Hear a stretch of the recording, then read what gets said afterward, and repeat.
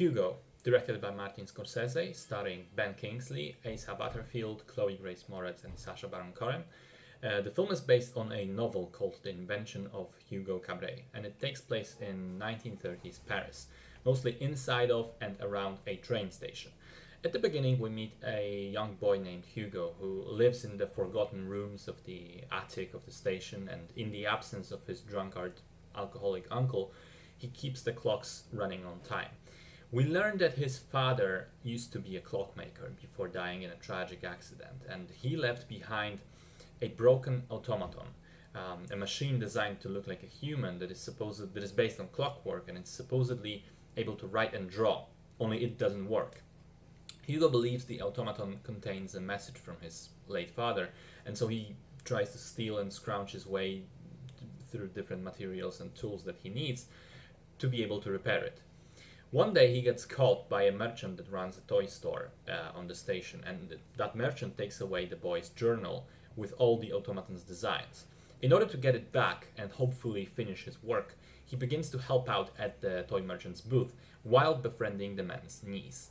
So the most amazing thing about the film is that all of this happens right at the beginning, which makes you absolutely certain as to where the story will go from there. There is that unwritten rule in filmmaking that you need to establish all the major elements in about first 20 minutes. The characters, the setting, the plot. And this is what happens here, but then most of it turns out to be a clever misdirection, and the longer the film goes on, the more secrets it reveals, and by the end of it, it turns out it's actually about something completely different than you would have expected at the beginning.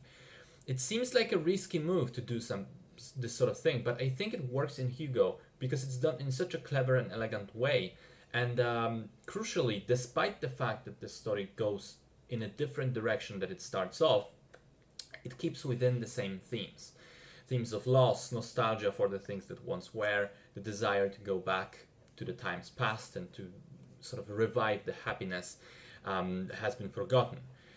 The film also looks and feels great. It has that atmosphere of an adventure book that you may have read, as a 10-year-old child. There are great characters, there's a sense of mystery and adventure, there are twists and turns to the plot, but most of all, there is charm. The movie has its heart in the right place, and thanks to not just the story but also visuals, it's just a great world to sink into.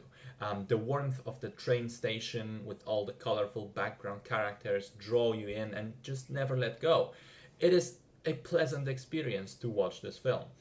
It's also rather intelligent in the homages that it pays to cinema as a whole, in particular the early days of cinema, the silent movies, slapstick comedies, the crazy stunts done by Buster Keaton. The filmmakers have a clear love of all of that, and large parts of the film feel like a beautiful love letter that's referencing all that early stuff of cinema because of that love. And to top it all off, the ending is really quite touching, and Ben Kingsley is fantastic throughout the film. If I was to have a single criticism, it would be that the child actors are occasionally a bit clunky and imperfect, as it often happens with child actors.